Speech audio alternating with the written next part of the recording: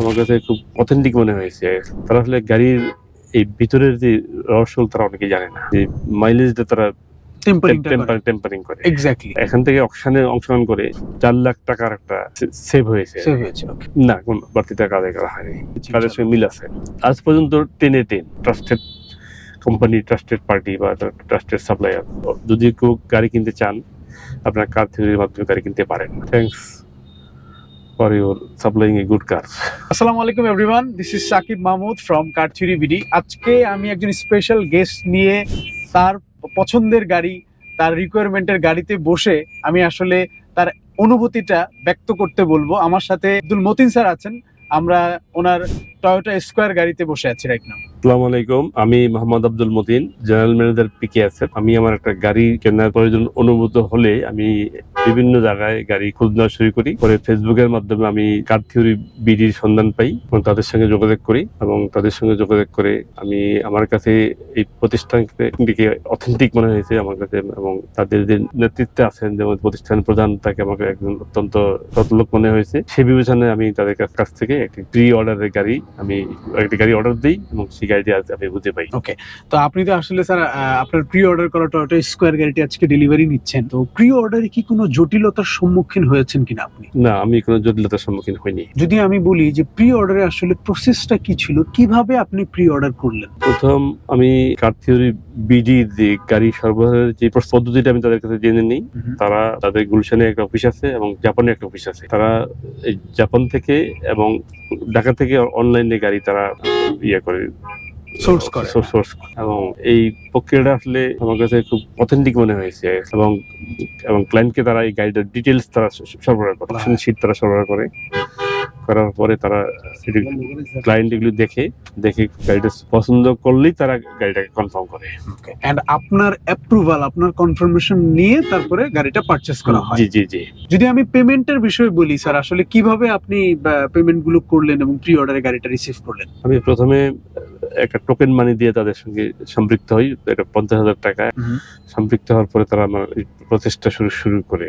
Initially তাদেরকে আমাকে 10 লক্ষ টাকা আমাকে এটা এলসি বাবদ আপনি পেমেন্ট করেন, ডিপেন্ডিং অন দা কার।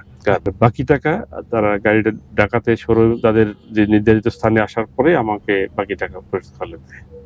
ওকে, তো আসলে আপনি মার্কেট থেকে পারচেজ গাড়িটা না করে কেন আপনি প্রি অর্ডারে কার থিওরি বিডি থেকে গাড়িটা নিলেন, এটা যদি একটু সংক্ষেপে আমাদেরকে বলেন। যেরকম আপনি একটু আগে আমার সাথে বলছিলেন যে মার্কেটে আসলে অনেক ধরনের ব্যাড প্র্যাকটিস হয় এবং অনেক ধরনের আমাদের দেশের গাড়ি ব্যবসার আসলে একটা লুকোচুরি খেলার মতো।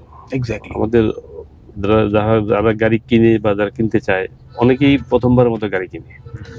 তারা আসলে গাড়ির এই ভিতরের যে রহস্য তারা অনেকেই জানে না। আমাদের দেশের যে শোরুমগুলি আমরা দেখতে পাই, বলা অত্যধিক হবে না, কেননা অনেক ক্ষেত্রেই মানুষ প্রতারিত হয়। অনেক ক্ষেত্রে মানুষকে বিভিন্ন একটা চকচকে গাড়ি দেখে তারা আসলে ক্লায়েন্টকে কনভিন্স করে। আর অনেক ক্ষেত্রে দেখা যায় যে মাইলেজটা তারা টেম্পারিং করে। এক্স্যাক্টলি, এই ক্ষেত্রে এই প্রতিষ্ঠানের ক্ষেত্রে যেহেতু গাড়িটা জাপান থেকে সরাসরি এখান থেকে অকশনে অংশগ্রহণ করে, এখানে এই সুযোগটা কম। রিয়েল তারা রিয়েল যে কন্ডিশনটা ওইটাই আমরা পাই আর সেই কারণে আমরা এই জাতীয় প্রতিষ্ঠান থেকে আমি প্রি অর্ডারটা দিয়েছি। আমি বুঝতে পেরেছি।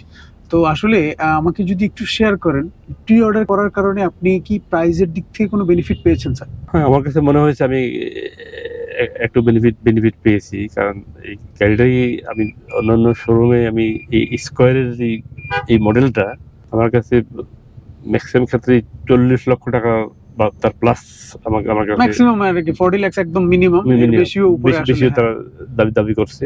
আর এই ক্ষেত্রে আমাকে 36 লাখ। তা আমি মনে করি এই ক্ষেত্রে আমার 4 লাখ টাকার একটা সেভ হয়েছে।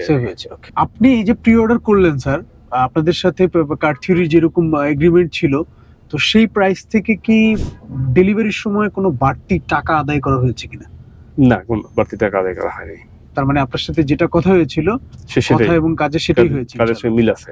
তো আউট অফ 10 আপনি কার থিওরি বিডি কে কত রেটিং করবেন তাদের সার্ভিস বেসিসের উপরে? আজ পর্যন্ত 10/10 থ্যাংক ইউ ভেরি মাচ। ইনশাল্লাহ আমরা এই কোয়ালিটি সার্ভিসটা আসলে বজায় রাখার চেষ্টা করব এবং আপনাদের সহযোগিতা একান্ত কাম্য আমাদের। যদি আমাদেরকে জানান আসলে ইমপ্রুভমেন্টের জায়গা থেকে যদি কোনো কিছু থাকে, please do share with us sir. ইমপ্রুভমেন্টের ক্ষেত্রে আমার সবচেয়ে বড় সাজেশন থাকবে যে আমাদের দেশের সবচেয়ে বড় অভাব হলো সততার। এক্স্যাক্টলি। আপনার সততাটা যদি ধরে রাখতে পারেন, এটা যদি সততা যদি থাকে আর মানুষ যদি ট্রাস্ট একবার ইয়ে করতে পারেন, যে মানুষ যদি মনে করে যে না একটা ট্রাস্টেড কোম্পানি, ট্রাস্টেড পার্টি বা ট্রাস্টেড সাপ্লায়ার, তখন আপনার এই জিনিসটা আপনাকে বেশ আপনার জন্য ভ্যালু অ্যাড করবে। Thank you so much. ইনশাল্লাহ আমরা এই জিনিসটা ধরে রাখার একান্ত চেষ্টা করব। তো আপনাদেরকে অনেক ধন্যবাদ। Most welcome sir. সর্বশেষে একটা জিনিস জানতে চাই, আসলে অনেকে মার্কেটে রয়েছেন যারা একটা গাড়ি নিতে চাচ্ছেন, বাট তারা শোরুম থেকে ভয় পাচ্ছেন বা অনেক ধরনের মিসকমিউনিকেশনের শিকার হচ্ছেন। তো অনেকে চাচ্ছেন যে প্রি অর্ডার করতে, বাট তারা সেই সাহসটা পাচ্ছেন না, একটা ইনিশিয়াল পেমেন্ট তারা করতে ভয় পাচ্ছেন। তো আপনিও প্রথমে আসলে, আমি যদি ভুল না হই, কিছুটা এই ধরনের সংকুচিত ছিলেন, বাট পরবর্তীতে আপনি ইনশাল্লাহ আমাদের সাথে কাজ করলেন এবং আপনি গাড়িটা ডেলিভারি পেলেন। তো আপনি কি মার্কেটে যারা আছেন তাদেরকে সাজেস্ট করবেন কার থিওরি বিডি থেকে প্রি অর্ডার করাটা?